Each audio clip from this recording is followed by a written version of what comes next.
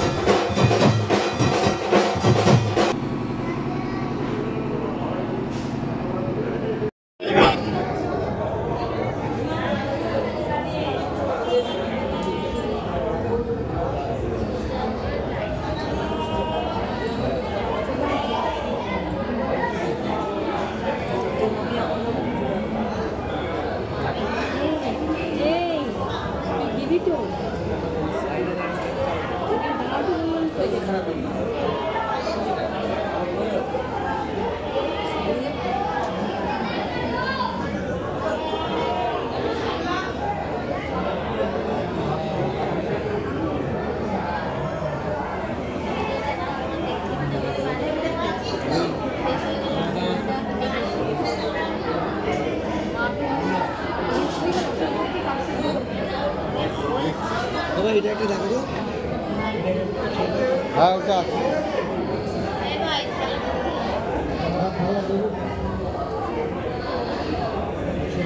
কি বলছো গো?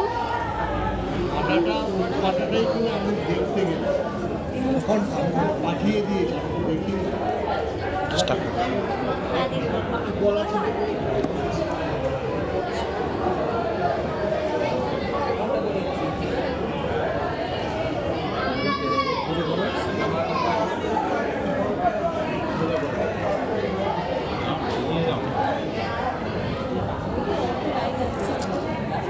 বলবেন দাদা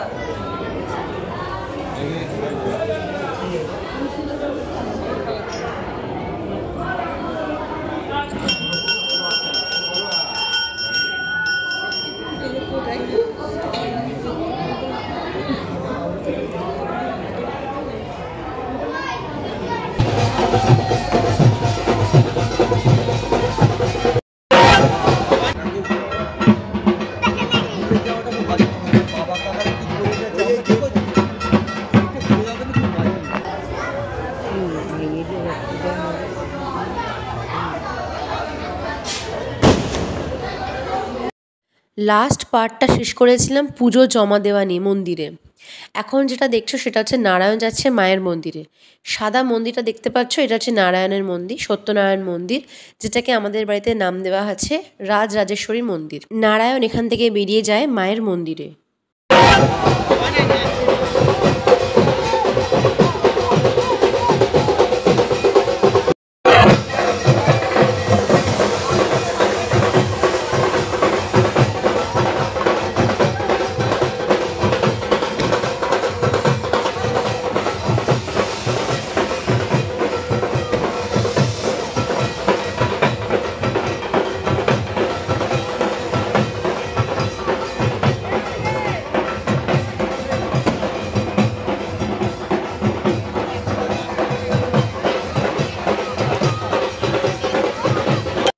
লাল ছাতা দেখতে পাচ্ছ আর সমানে বাতাস করা হচ্ছে। ওখানে ঠাকুরমশাইয়ের হাতে আছে নারায়ণ, আর এই হচ্ছে সমস্ত মানুষের ভিড়।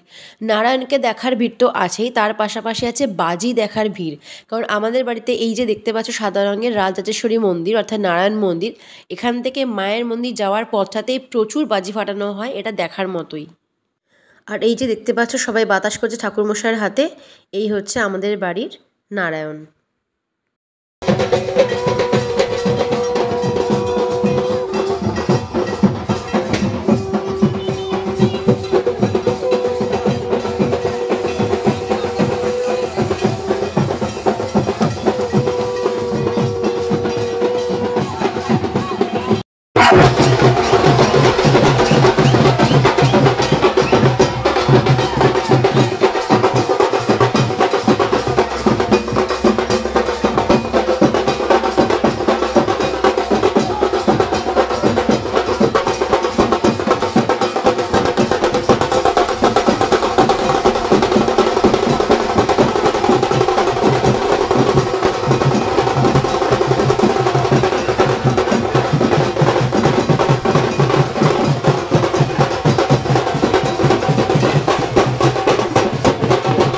নারায়ণ মায়ের মন্দিরে ঢুকে যাওয়ার পরে মায়ের মন্দিরের সামনে শুধুমাত্র ঢাকের তালে এভাবেই মানুষ নেচে ওঠে।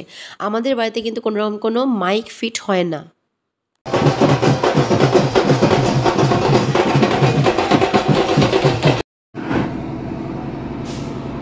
তোমাদের তখন আমি একতলাটা শেয়ার করেছি বা দোতলাটা শেয়ার করা হয়নি, সেটা সুমিত ভিডিও করেছিল, যদিও একটু ভুল করে ভিডিও করে ফেলেছে, বাট ঠিক আছে, অ্যাটলিস্ট করে তো চেয়ে, আমার তো সেটুকু করা হয়নি।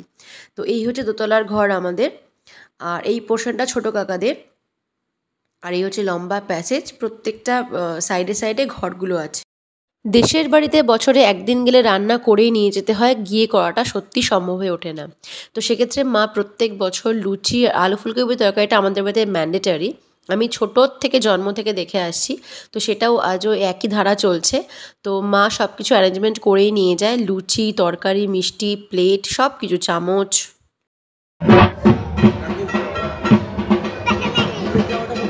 রাতে পুজো শুরু হয়ে যাওয়ার বেশ খানিকক্ষণ পর থেকে শুরু হয় বিভিন্ন রকমের মানতের যাবতীয় পুজোগুলো।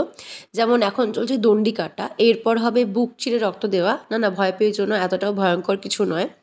তো যাই হোক, এই সমস্ত মানতগুলো আরও অনেক রকম আছে, ধুনো পোড়া আছে, বলি আছে। তো এই সব কিছু হয় মাকে সামনে রেখে, মানে মায়ের মন্দিরের সোজাসুজি আমাদের কালী পুকুর আছে, সেখান থেকে সবাই স্নান করে এসে এবার দণ্ডি কাটতে কাটতে যার যেরকম মানত সে সেটাকে সম্পূর্ণ করে। তো এটা হচ্ছে দণ্ডি কাটার নিয়ম আমাদের বাড়িতে। কালী পুকুর থেকে সোজাসুজি মায়ের মন্দির পর্যন্ত মোটামুটি সবাই দণ্ডি কাটে।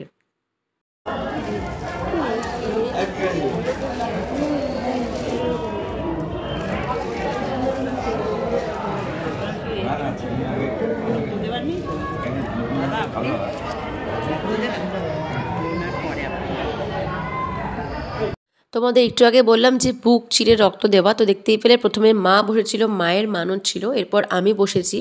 তো আমার অ্যাকচুয়ালি জোড়া মানত আছে, মানে আমার দুবার রক্ত দিতে হবে। এখন যেটা দেখছো সেটা প্রথমবার। ওদিকে মা বসে আছে পাশে, মায়ের সামনে, একদম মায়ের সামনে বসিয়ে এই সমস্ত নিয়মগুলো পালন করা হয়। এবং এইভাবে এখানে সামান্য একটুখানি ব্লেড দিয়ে, নতুন ব্লেড কিনে নিয়ে যেতে হয়, সেটা দিয়ে হালকা একটা, মানে ভীষণ হালকা একটা চির দিয়ে জাস্ট একটুখানি রক্তটা নিয়ে, বেলপাতাতে, জবা ফুলের পাতায় রক্তটা নিয়ে ওটা পুজো হয়। তো শুনতে অতটা ভয়ঙ্কর লাগছে, বুক ছিঁড়ে রক্ত, ব্যাপারটা অতটা ভয়ঙ্কর কিছু নয়। আর তুমি যখন মানত করছো মায়ের কাছে কিছু চেয়ে, কিছু প্রত্যাশা নিয়ে মনের মধ্যে, তখন এই সামান্য একটুখানি চিড়ে যাওয়া, কেটে যাওয়াটা খুব একটা বড় কিছু ব্যথা বলে তখন মনে হয় না আসলে। তো যাই হোক, আমার মানত সম্পূর্ণ করেছে মা। আমি বাবার জন্য আর মায়ের জন্য মানত করেছিলাম, ওদের শরীর স্বাস্থ্যের জন্য। তো সেটা মা শুনেছে, তাদের সুস্থ করে দিয়েছে, আমার এতেই শান্তি। এই হচ্ছে সামনেই মা, এখানেই সমস্ত যা কিছু মানতে সব কিছু মায়ের সামনেই সব কিছু করা হয়।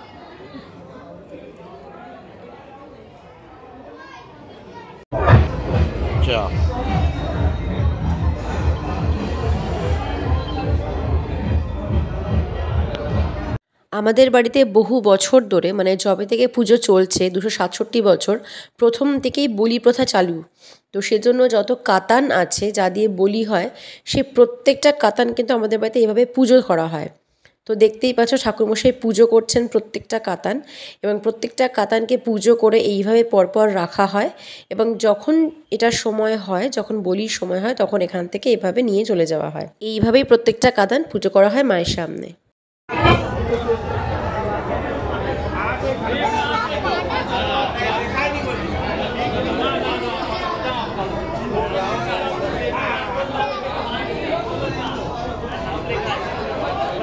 বলির আগে ঠিক যেরকমভাবে কাতান পুজো করা হয়, ঠিক একই রকমভাবে হাঁড়ি কাঠকে এখানে পুজো করা হয়। দেখতেই পাচ্ছ ঠাকুরমশাই নিজে এসে এখানে পুজো করছে। আর যেদিকে উদ্দেশ্য করে দেখতে পাচ্ছ ধূপকাঠি দেখা যাচ্ছে, সোজাসুজি মায়ের মন্দির। তো প্রত্যেকটা বলির আগে এইভাবে পুজো করা হয় হাঁড়ি কাঠকে।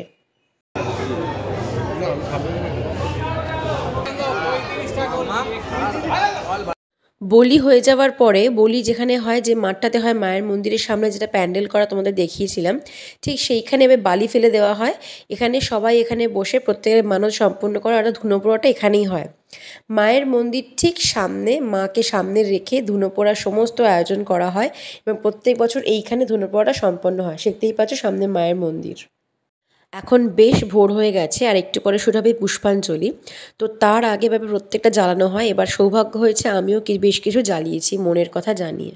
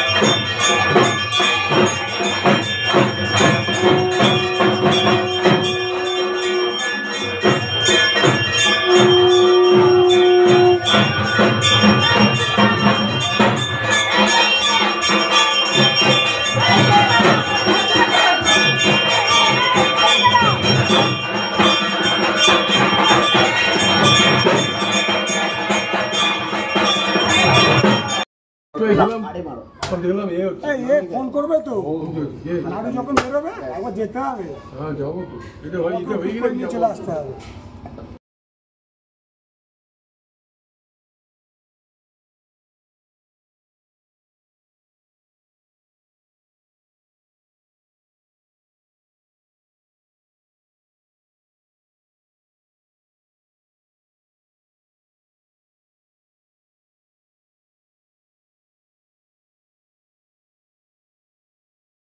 চলো এবার ফিরে যাওয়ার পালা। মাকে যা কিছু মনের কথা বলার আছে মাও বলছে, আমিও মনে মনে বলছি। তো সকলের মনস্কামনা পূর্ণ করো মা, এটুকুই তোমার কাছে বলার। কৃপা করো, দয়া করো, মাথার ওপর সর্বদা তোমার হাতটা রেখো, আর কিছুই বলার নেই।